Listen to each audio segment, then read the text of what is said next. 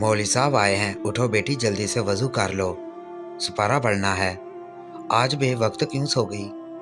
तहमीना बेगम प्यार से बेटी को उठाते हुए बोली, मामा मुझे बुखार हो रहा है, उठा भी नहीं जा रहा, सर में बहुत दर्द है, आज मेरी छुट्टी करवा दें प्लीज़। सबा ने चादर से मुंह निकाले बगैर कहा, अच्छा चलो आज तो छुट्टी करवा दूंगी, मगर रोज़ रोज़ नहीं होगी छुट्टी। बेटी कुरान पाक पढ़ने में सुस्ती नहीं करते मेरी जान, मगर प्यार से कहा, क्योंकि तहमीना बेगम को कुरान पाक के मामले में ज़रा सी सुस्ती भी बिल्कुल पसंद ना थी। वैसे तो सबा भी कोई पढ़ाई से भागने वाली बच्ची नहीं थी। जब माँ ने रायत भी दे दी, वरना तो इस मामले में तो कान से पकड़कर खड़ा कर देती हैं। हालांकि वो और मामलात में नरम थी। मौलवी साहब को जरीना बेगम ने तबीयत खराबी का कहकर टाल दिया, मगर उनके जाते ही सबा ने शोर मचा दिया, मौलवी साहब से नहीं पढ़ूंगी।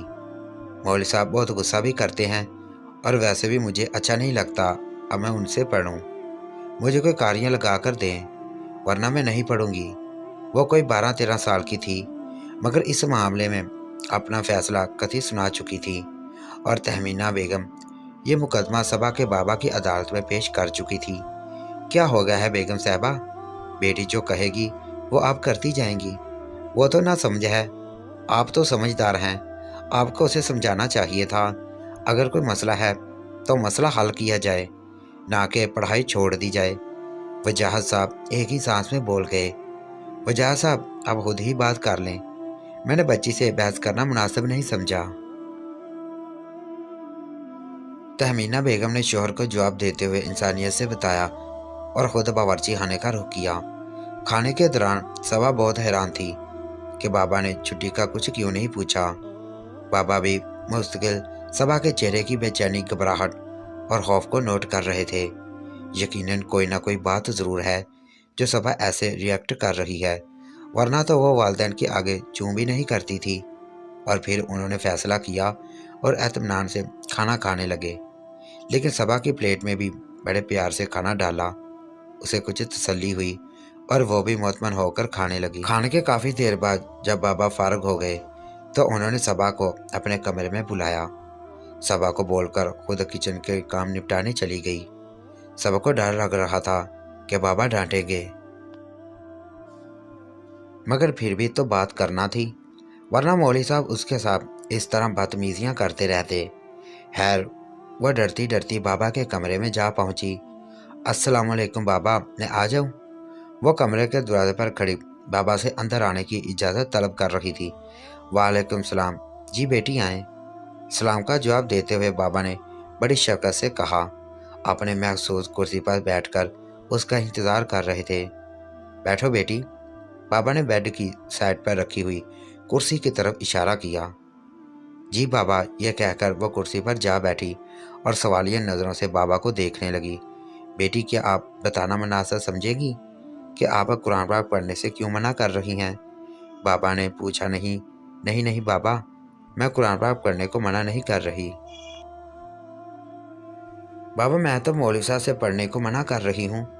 आप मुझे कोई कारी या बाजी लगवा दें, मैं उनसे पढ़ लूँगी। सभा के अंदर में लिहाज के साथ साथ इंतहा भी थी, यानी दो टुक फैसला था उसका। अच्छा, बाबा ने गहरी सोच के साथ कहा और उसे जाने का इशारा करते हुए बोले, जाएं और अपनी वालदा को भेजें मेरे पास। जी बाबा, शब्बा खैर, कहती हुई सबा अपनी अम्मी के पास गई। अम्मी, आपको बाबा बुला रहे हैं। वह बाबा को अपना जवाब देकर काफ़ी मुतमिन हो चुकी थी। हाँ जाती हूँ, ज़रा काम समेट लूँ। और सबा अपने कमरे में चली गई। जी बुलाया है आपने? तहमीना बेगम चाय की प्याली हाथ में लिए कमरे में दाखिल हुई। तहमीना बेगम, आप अपने तौर पर बेटी से मालूम करने की कोशिश करें। मुझे यकीन है कोई ना कोई बात ज़रूर है जो हमारी बेटी इतनी परेशान लग रही है। बेगम आप पूछें, वो आपको ज़रूर बताएगी। वो मुझे झिझक की वजह से नहीं बता रही थी। आप मालूम करके मुझे बताएं ताकि इस मसले को हल किया जाए, ताकि बच्ची को कोई नुकसान ना हो। वजाहत साहब ने परेशानी के आलम में किताब में खाली नज़र डराते हुए कहा। अब की बार परेशान होने की बारी तहमीना बेगम की थी, मगर वो खासी समझदार खातून थी। पहले थोड़े चेहरे पर परेशानी के आसार नजर आए, पर अपने आप को नॉर्मल करती हुई किचन की तरफ निकल गई।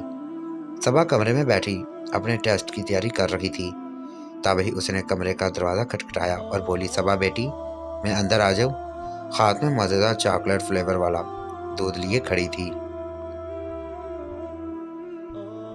जी अम्मा, आप मुझे बुलाती मैं आ जाती। ये कहकर सबा जल्दी से अम्मा के एहतराम में खड़ी हो गई और माँ प्यार से बोसा देते हुए माँ के हाथ से दूध का गिलास लेकर साइड टेबल पर रखा। माँ को पलंग पर बैठते हुए प्यार से खुद माँ के कदमों में बैठ गई। ये उसकी आदत थी कि माँ जब भी उसके कमरे में आती या उसे कहीं भी माँ के पास बैठने का मौका मिलता, वो हमेशा माँ के कदमों में ही बैठती थी। बाबा चूंकि उसे कभी कदमों में बैठने ही ना देते थे, इसलिए ये उसकी हसरत ही रह जाती कि वो उनके कदमों में बैठे। बाबा बिल्कुल उसके आने पर खुद खड़े हो जाते और उसे बड़ी इज्जत से बिठाते कि हमारे प्यारे नबी आखिरी सल्लल्लाहु अलैहि वसल्लम ने भी अपनी बेटी का बड़ा एहतराम फरमाया है, तो मैं ना करूं अपनी बेटी का एहतराम। अम्मा के कदमों में बैठकर वो हमेशा उनकी गोद में प्यार से सर रख लेती और अम्मा भी प्यार से उसका सर सहलाती। सबा को बहुत अच्छा लगता और खूब दुआएं लेती। अब भी उसने यही किया था और अब अम्मा की गोद में सर रखकर दुआएं वसूल कर रही थी और अम्मा प्यार से उसका सर भी सहला रही थी। सबा बेटी, एक बात बताओ, क्या मैं आपकी दोस्त नहीं हूँ? और सवालिया नज़रों से देखने लगी। जी अम्मा, बिल्कुल आप मेरी दोस्त, आप तो बहुत अच्छी दोस्त हैं। सबा ने प्यार से अम्मा के कदम चूमते हुए कहा, तो फिर आप मुझसे क्यों छुपा रही हैं? मौलवी साहब से आप क्यों नहीं पढ़ना चाहती? अम्मा ने प्यार से उसे उठाकर अपने बराबर बिठाते हुए पूछा। सबा को डर लग रहा था, कहीं अम्मी बाबा ने मेरी पढ़ाई रुकवा दी तो। वो फैसला नहीं कर पा रही थी कि अम्मा को सब बताए या नहीं। आखिरकार थोड़ी देर बाद उसने अम्मा को सब कुछ बताने का फैसला किया और बोली, अम्मा, मैं आपको बताऊंगी तो आप मौलवी साहब को तो नहीं बताएंगी? उसने रोते हुए चेहरे के साथ अपनी माँ से पूछा। बेगम बेटी की ये कैफियत देखकर परेशान हो गई, मगर फिर भी उसे तसल्ली देते हुए बोली, नहीं मेरी जान, मैं भला किसी को क्यों बताऊंगी? हाँ, आपके बाबा को तो बताना पड़ेगा, वही मसले को समझकर कोई बेहतर हल निकालेंगे। अम्मा, मगर मौलवी साहब को तो हरगिज़ नहीं बताएंगे ना, वरना वो मुझे डांटेंगे। वैन वाले अंकल की तरह वो ऐसे बोली कि अब रो देगी। ये क्या बोल दिया? वैन वाले अंकल ने उसे सख्ती से मना किया था। जब उन्होंने उसको ज़बरदस्ती अपनी गोद में बिठाना चाहा तो वो चीखती चिल्लाई थी, तो उन्होंने उसे छोड़ दिया था, मगर उसे धमकी दी थी कि किसी और को बताया तो तुम्हारा वो हाल करूँगा कि तुम अपनी शक्ल भी नहीं पहचान सकोगी। जिस वजह से उसने डर के मारे किसी को घर में नहीं बताया था, वो बात आज बेअख्तियार अम्मा के सामने निकल गई थी। मुझे बताओ बेटी, डरने की कोई ज़रूरत नहीं है, तुम हमें हर बात बताओ, हम आपके वालिदैन हैं और अगर आपको कोई हरासा या खौफज़दा करता है तो उससे निपटना हमारा काम है। आप बिल्कुल नहीं घबराएं, बल्कि अगर कोई मसला था तो आपको पहले ही हमसे शेयर कर लेना चाहिए था, ताकि आप किसी भी बड़ी परेशानी से बच सकती। बेटी, बाबा से कुछ नहीं छुपाते और ना ही डरते हैं। हाँ, उनका अदब ज़रूर करते हैं। माँ बाप इस दुनिया में वो वाहद होते हैं जो आपके सबसे बड़े खैरख्वाह होते हैं। चलें, अब जल्दी से बताएं क्या मामला है? अम्मा ने उसे प्यार से पुचकार कर अपने साथ लगाते हुए कहा और फिर सबा ने ड्राइवर अंकल की वो हरकतें बता दी जो वह ज़बरदस्ती उसे गोद में बिठाने की कोशिश करते थे, और जब वो गोद में ना बैठती तो वो उसे इस बात पर डांटते और धमकाते थे। मौलवी साहब भी सारी बातें बता दी, वो भी मुझे गोद में बैठने के लिए कहते हैं और जब मैं ना बैठूं तो वो मुझे बुरी तरह डांटते हैं, और इसलिए मैं अब मौलवी साहब से कुरान पाक नहीं पढ़ना चाहती। यह सुनते ही तहमीना बेगम का खून खोलना शुरू हो गया और ये गम उनके अंदर तक उतरता जा रहा था कि उनकी बेटी ने एक अरसे तक ये खौफ अकेले झीला था। वो तो खुदा का शुक्र था कोई बड़ा नुकसान नहीं उठाया था, वरना इस खौफ की वजह से अंकल या मौलवी साहब उसको डांटे या मारेंगे कि इस चक्कर में वो वाकई नुकसान उठा सकती थी। वो तो अल्लाह ताला ने करम किए रखा और वो अभी तक उनकी हवस का निशाना बनने से बची रही थी, वरना तो जाने कब का क्या हो जाता। वो लोग सर पकड़ कर रो रहे थे। तहमीना बेगम गम व गुस्से शुक्रगुजारी की मिली जुली कैफियत में थी। यह सवाल उनके दिमाग पर हर दौड़े बरसा रहा था। अगर कुछ हो जाता तो साथ ही कैफियत की अल्लाह ताला का शुक्र, इसने बड़े नुकसान से बचा लिया। मजीद ये कैफियत कि वो तो समझी थी कि उनकी बेटी उनसे कुछ नहीं छुपाती, तो यहाँ बेअतमादी क्यों हुई? क्यों वो खुद अपनी बेटी का चेहरा ना पढ़ पाए? इसका मतलब इनसे कहीं ना कहीं बेटी की तरफ से लापरवाही हुई थी। उन्हें अपनी बेटी की रोज़ाना की मालूमात लेनी चाहिए थी। इसे पूछना चाहिए था, बेटी आज आपका दिन कैसा गुजरा? उन्हें अपनी बेटी को दुनिया का थोड़ा बहुत वहम खुद भी देना चाहिए था। बेटी अगर कोई इस तरह आपके साथ कोई गलत हरकत करने की कोशिश करे तो आपको क्या करना चाहिए? सबा तो अपनी माँ को सब बताकर मुतमिन हो गई थी कि अब कोई उसे कुछ नहीं कह सकेगा, ना तो ड्राइवर अंकल और ना ही मौली साहब। मगर तहमीना के सख्ते की कैफियत में थी। उसके तो वहम गुमान में भी नहीं था। दिमाग पर हथौड़े बरस रहे थे। उनका बीबी खाई हो रहा था। बेगम ये सुनकर नाक के नीचे से उनके घर में ये सब कुछ हो रहा था और उन्हें खबर भी ना थी। उनका दिल चाहा कि वह इस ड्राइवर और मौली साहब का मुंह नोच लें। वो तो शुक्र है कि वो बच्ची को घर में बिल्कुल अकेला छोड़कर नहीं गई थी, वरना ये हवस का मारा मौलवी उनकी बच्ची की इज्जत ही खराब कर चुका होता। और वह ड्राइवर, उसकी तो स्कूल में कंप्लेंट कर दूंगी। और कितनी बच्चियां होंगी जिनको ये ड्राइवर डराता होगा। वो तो बेटी से पूरा वक्त उन्हें पता चल गया था, वरना तो वो बच्ची को मौका मिलने पर डराकर कुछ भी कर सकता था। उसके साथ उन दोनों से ज़्यादा उन्हें अपने आप पर गुस्सा आ रहा था कि वह बच्ची के मामले में इतनी लापरवाह कैसे हो गई। उन्हें यह ख्याल क्यों नहीं आया कि जिनके हवाले वो अपनी बच्ची को कर रहे हैं वो भी मर रहे हैं। फिर भी छोटी हो या बड़ी, मगर क्या वो दुनिया की ऊंच नीच से वाकिफ नहीं थी? उनकी तवज्जो क्यों नहीं रही? उनके सर में शदीद दर्द शुरू हो गया था। वह उठी और अपनी बेटी को तसल्ली देती हुई अपने कमरे की तरफ चल दी। अपने कमरे में पहुंचकर सबसे पहले उन्होंने ब्लड प्रेशर की गोली खाई और थोड़ी देर बाद जब ब्लड प्रेशर कुछ कंट्रोल हुआ तो उन्होंने सारा मामला वजाहत साहब के गोशगुजार कर दिया, जिसे सुनकर उनका भी खून खोल उठा। मगर बेटी की इज्जत का मामला था, इसलिए संभल कर चलना था। कुछ देर उन्होंने सोचा और फिर अपने दोस्त एसपी फराज को फ़ोन कर दिया। उसे सारा मामला बताया और उसके कहने के मुताबिक उन दोनों के खिलाफ जिनसी तौर पर हरासा करने का केस दर्ज करवाया। जब थाने में बुलाया गया, दोनों को तो दोनों नज़रें मिलाने के काबिल ना थे।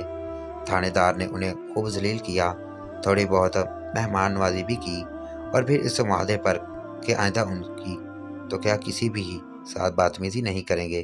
थाने में लिखित पढ़त के साथ उनके नाम तस्वीर दस्तखत के साथ मुआहदा तय पाया और फिर उन्हें छोड़ दिया गया, वो भी इस वारंटी के साथ कि दोबारा कभी ऐसा कुछ नहीं होगा। सबा के बाबा ने बात वादा कर दी कि हम डरते नहीं हैं और कमज़ोर भी नहीं हैं। हम इस्लाह का एक मौका ज़रूर देना चाहिए ताकि अब आइंदा ऐसी कोई हरकत ना करें कि जिसकी वजह से मुआशरे में बिगाड़ पैदा हो।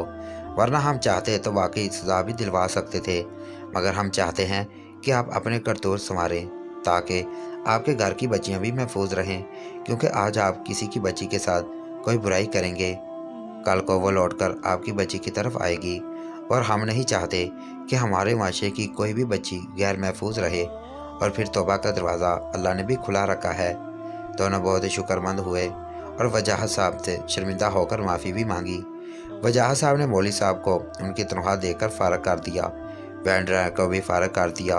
अल्लाह का शुक्र अदा किया, अल्लाह पाक ने उनकी बेटी की इज़्ज़त अब तक बचा रखी थी,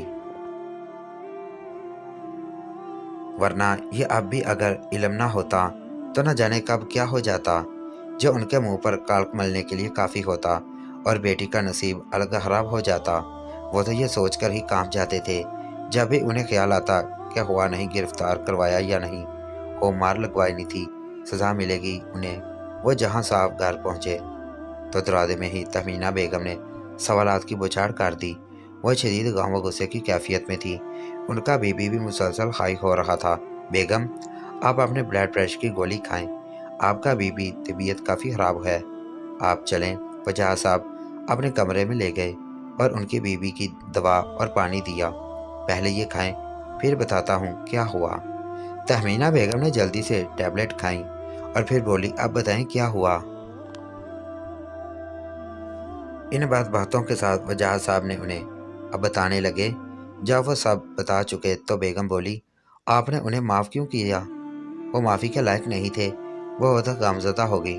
وجاہت صاحب بولے، وہ آپ بھی ایسا کام نہیں کریں گے۔ دیکھیں، ایک تو وہ رینجر والوں کی نظر میں ہے، دوسری صاف بات ہے اگر یہ معاملہ ہم اچھالتے ہماری بیٹی کی ہی بدنامی ہوتی اور پھر وہ دشمنی نکالتے۔ ابھی تو وہ درنگ میں ہیں، ان پر ڈر بھی رہے گا اور وہ خود بھی کسی اور بچی کے ساتھ بھی ایسا نہیں کریں گے۔ ویسے آپ ذرا صبا کو بھی تھوڑی سمجھ بوجھ دیں، وہ نامحرموں سے کیسے ڈیل کرے۔ بیگم، اب اسے رہنا تو اس دنیا میں ہے نا، تو اسے کوئی بھی ڈرائے گا تو وہ کیا اس طرح ڈر جائے گی؟ اسے سمجھائیں کہ ڈرنے کی کوئی ضرورت نہیں ہے، کسی سے بھی ڈر کر وہ اپنی شخصیت خراب کر لے گا۔ اسے کہیں کبھی بھی کوئی بھی پریشانی ہو وہ ہم سے بات کر سکتی ہے، گھبرانے والی کوئی بات نہیں۔ یہ باتیں سن کر تہمینہ بیگم بولی، یہ باتیں آپ خود سمجھائیں گے تو زیادہ اثر ہوگا، صبا کا اعتماد بحال ہوگا۔ ہاں وہ تو سکتی ہے، میں خود اپنی بیٹی کو سمجھا دوں گی، مگر میں ہر بات تو نہیں کر سکتا نا، کچھ حجاب بھی ہوتا ہے باپ اور بیٹی کے درمیان، وہ حلا آپ کریں گی۔ ٹھیک ہے، ویسے وجاہت صاحب میں یہ سوچ رہی ہوں کہ میں بیٹی کے معاملے میں دوسرے پر اعتبار کیسے کر لیا کریں۔ یہ کیوں بھول گئی کہ وہ بچی سہمی دنیا بچی نہیں، ان جیسے بیڑیے بھی پھر رہے ہیں۔ میری بچی پھول میں بھی اتنے دن کتنی ذہنی ادور پر گزری ہے، تب ہی تو ہر وقت چپ چپ اور کوئی رہتی ہے، اور میں سمجھتی ہی کہ پڑھائی کی ٹینشن ہوگی۔ ان کی آنکھوں میں غفلت کی اذیت کا دکھ تھا۔ نہیں، تہمینہ بیگم صرف بچیاں ہی نہیں، والدین کو بچوں کے معاملے میں بہت محتاط رہنا چاہیے۔ آج کل کا دور ان کے لیے بھی کوئی اچھا نہیں، ذرا سی غفلت کہیں بھی کوئی بھی بڑا نقصان بھی پہنچا سکتی ہے۔ وہ تو شکر ہے ہمیں ہمارے رب نے بچا لیا، ورنہ اسے آگے سوچو تو روح کانپ جاتی ہے۔ وہ تھر تھر لیتے ہوئے بولے، صبح آج سے بابا آپ خود اسکول چھوڑنے جائیں گے، آپ پریشان نہ ہونا، واپسی میں خود ڈرائیور کے ساتھ آپ کو لینے آیا کروں گی، اور قرآن مجید کے لیے بابا نے کاریہ کا انتظام کر دیا ہے، آپ تو پریشان نہیں ہیں اور کسی سے ڈرنے کی کوئی ضرورت نہیں ہے۔ کوئی آپ کو چھونے کی کوشش کرے تو آپ نے فوراً شور مچا دینا ہے، بالکل بھی نہیں ڈرنا۔ سمجھیے آپ بیٹی، نہ ہر انسان غلط ہوتا ہے، نہ ہر انسان اچھا ہوتا ہے، بس ہمیں اس دنیا میں جینے کے لیے لوگوں کی پہچان پیدا کرنی پڑتی ہے، وہ وقت کے ساتھ ملتی ہے، بس اتنا سمجھ لے کہ محتاط رہنا ہے۔ اور اب آپ نے ان پچھلی باتوں کے بارے میں نہیں سوچنا، بالکل بھی نہیں، بس اپنی پڑھائی پر فوکس کرنا ہے اور اپنا مستقبل بنانے کی کوشش کرنا ہے، دنیا اور آخرت دونوں کے لیے جدوجہد کرنا۔ اب آپ نے بہت اچھے سے قرآن پاک صرف ناظرہ نہیں پڑھنا بلکہ ترجمے کے ساتھ پڑھنا ہے، اور اکیڈمی کی تعلیم میں بھی اچھے نمبر لانے ہیں۔ جی اماں، آئی لو یو، یہ کہہ کر وہ اماں کے گلے لگ گئی۔